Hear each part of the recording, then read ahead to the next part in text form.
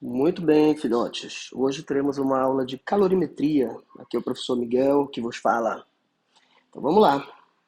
Olha só, aqui nós temos uma introduçãozinha à calorimetria, né?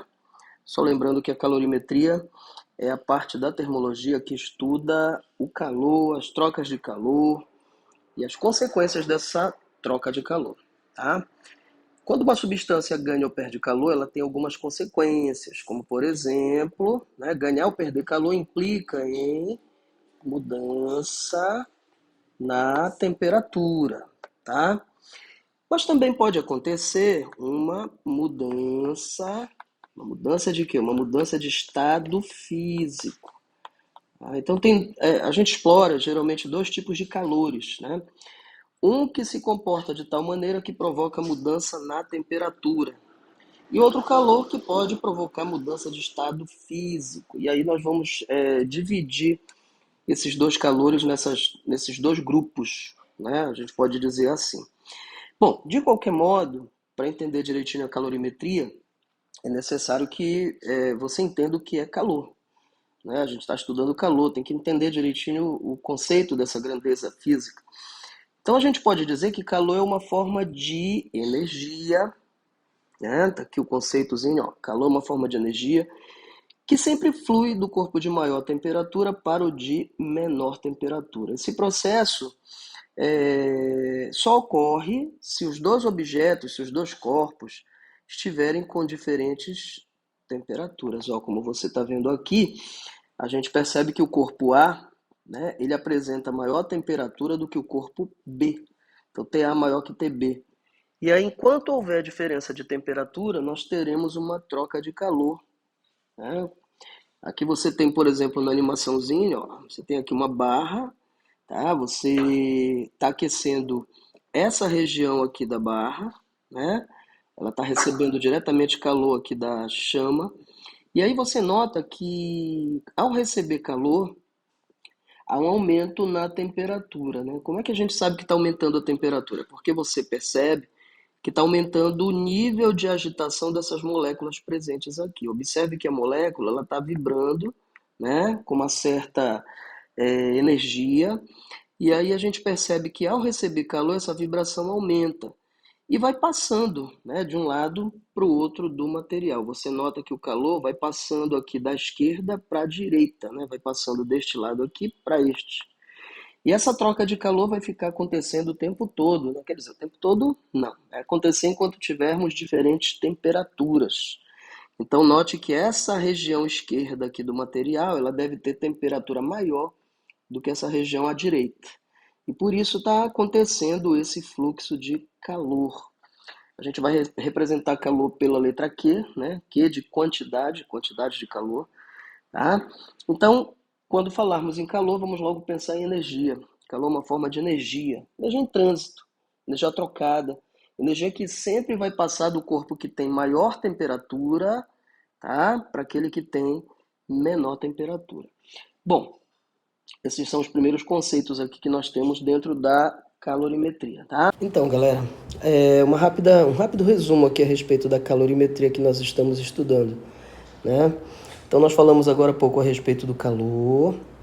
Então, o calor é o quê? Uma forma de energia trocada entre os corpos quando existe entre eles uma diferença na temperatura, tá? Quando falarem em calor, vai lembrar logo de energia. Só que energia em trânsito, energia trocada. Cuidado para não fazer confusão nos conceitos, porque existe também a energia térmica, né? Tem uma diferençazinha entre calor e energia térmica. O calor é energia em trânsito, já a energia térmica é a energia que está contida nos átomos, moléculas. A gente diz que é uma forma de energia cinética, é a soma, na verdade, da energia cinética, né, de várias moléculas que você tem aqui presentes ao longo do material. Então, você tem aqui várias moléculas presentes, elas estão vibrando. Quando você soma a energia cinética de todas essas moléculas que tem por aqui, você vai ter a tal da energia térmica, né? Então, existe uma diferença bem peculiar entre calor e energia térmica. É que o calor só existe quando essa energia estiver sendo trocada. Você vai ter que ter dois objetos, pelo menos, e vai ter que estar trocando energia entre eles. Aí a gente chama de calor. né? Mas se essa energia já estiver contida nessas moléculas, aí a gente não chama de calor, a gente chama de energia térmica. Tá? Então, resumidamente, o calor é forma de energia em trânsito. E a energia térmica, ela está contida nas moléculas, tem a ver com aquilo que chamamos de energia cinética, né? Lembra que a energia cinética tem relação com movimento, tem relação com velocidade, tá? mv²/2, né? Energia cinética tem relação com velocidade, tá? Bom, então, definimos calor, definimos energia térmica. E agora, a quantidade de calor, a gente falava agora há pouco, né? Representa-se por Q, quantidade de calor é Q. A quantidade de calor, ela mede, né, a energia que foi trocada entre os corpos, tá? É a grandeza que nós utilizamos para medir essa energia trocada, beleza? Então, essa quantidade de calor é que a gente vai estudar de agora em diante. Eu falei lá no início da aula que há dois tipos de calores. Existe o calor que muda somente a temperatura e existe o calor que muda o estado físico. Tudo bem, galerinha? Então, ó, a quantidade de calor que muda somente a temperatura recebe o nome de quantidade de calor sensível. Essa quantidade de calor sensível é a quantidade de calor que muda a temperatura, tá? E aqui não há mudança no estado físico, lembra? Ou muda a temperatura ou muda o estado físico. Se o calor for sensível, muda somente a temperatura, tá? Então a gente tem uma maneira de determinar essa quantidade de calor sensível, a gente usa essa relaçãozinha que está aparecendo aí para vocês, Q é igual a mc delta T. Esse Q representa a quantidade de calor, né? Quantidade de calor sensível. Esse M que você está vendo aqui representa a massa da substância. Esse Czinho que você está vendo aqui representa uma grandeza que a gente chama de calor específico. Né? Em breve a gente vai falar um pouquinho mais a respeito do calor específico. É uma grandeza importante. Tá? Vamos daqui a pouquinho esmiuçar essa ideia do calor específico. E esse ΔT que você está observando aqui representa a variação da temperatura. Então, ó, aqui você tem as grandezas, né? A massa da substância, aqui você tem C, calor específico, ΔT, variação de temperatura. Então, esse calor, quantidade de calor sensível, serve para mudar somente a temperatura da substância que estamos analisando, beleza? Muito bem, queridos, olha só. Falamos ainda agora a respeito do calor específico, né? E aqui a gente vai comentar um pouquinho mais a respeito dele.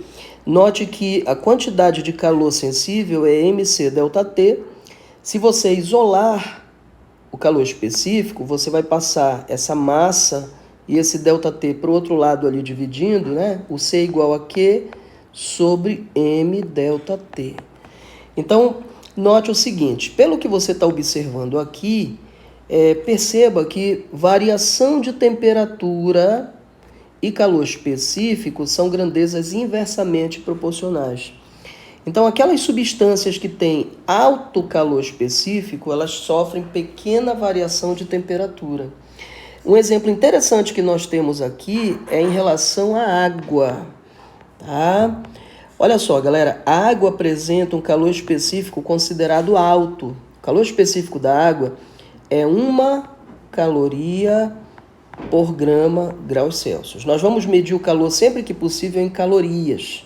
Tá? O calor sensível que nós vimos agora há pouco, ele recebe, ele tem várias unidades, tá? Inclusive no sistema internacional a unidade é joule, mas existe essa unidade usual para se medir o calor e a unidade usual, né, de calor, tá? É o caloria, é essa unidade que a gente vai utilizar muitas vezes, tá? Caloria a gente costuma simbolizar dessa forma, é Cal, C-A-L, tá bom? Depois vamos falar a respeito de outras unidades que podem aparecer por aqui. Então, olha só, na natureza a água é uma espécie de reguladora de temperatura. Por quê? Porque a água apresenta alto calor específico. Esse calor específico 1 é considerado um dos mais altos a título de natureza, né? Então, se você pegar outras substâncias aí do dia a dia, você vai perceber que o calor específico é bem menor do que o da água. O da água é um calor específico considerado alto, tá? 1 caloria por grama Celsius. Então, observações. Agora nós vimos isso. Calor específico é quantidade de calor dividido pela massa vezes variação na temperatura. Falamos agora há pouco que se o calor específico for alto, a variação de temperatura é baixa. Então a água ela tem uma propriedade bem interessante que é a seguinte: ela é uma espécie de reguladora de temperatura, né? Regiões que apresentam muita água não aumentam tanto a sua temperatura durante o dia e não diminuem tanto a sua temperatura durante a noite, né? Numa cidade como a nossa, durante o dia a temperatura vai subir, mas ela não vai subir tanto, de maneira tão exorbitante. À noite ela vai baixar, a temperatura à noite, claro, é bem mais, né, é mais baixa do que durante o dia, mas não é tão grande a diferença entre as noites e os dias. Tá? Imagina que durante o dia, por exemplo, na nossa região, a temperatura atingida seja 35 graus Celsius. Imagina que numa noite fria a temperatura caiu para 25. Então nós temos aí uma variação, por exemplo, de 10 graus Celsius. Não chega a ser uma variação tão absurda, porque na nossa região tem muita água. E a água, ela regula a temperatura, ela não deixa a temperatura subir tanto durante o dia, também não deixa a temperatura baixar tanto durante a noite. Tá bom? Aqui a gente tem uma tabela mostrando alguns valores, ó, do calor específico, tá? Você tem aqui, por exemplo, alguns metais, alumínio, ferro, cobre, chumbo, mercúrio. Você nota que são decimais esses números aqui, ó. Calor específico do alumínio 0,2, do ferro 0,11, do cobre 0,10. São valores bem menores do que o que nós vimos ainda agora da água, né? Lembrando, o calor específico da água, falamos que era uma caloria por graus Celsius, como consta, né, aqui na tabela, ó. Tá vendo? 1 caloria por graus Celsius. Então note que a título de natureza, o calor específico da água está entre os maiores, né, pelo que a gente observa aqui. Então a água ela é uma reguladora de temperatura. O nosso corpo tem bastante água, né? Nosso corpo ele tem um percentual muito alto de água. E isso ajuda bastante o nosso corpo a manter a temperatura constante. Afinal de contas, nós somos homeotérmicos, então a nossa temperatura precisa ficar praticamente constante, né? Em torno de 36,7 graus Celsius. E a água ela acaba contribuindo para que isso realmente aconteça. Beleza?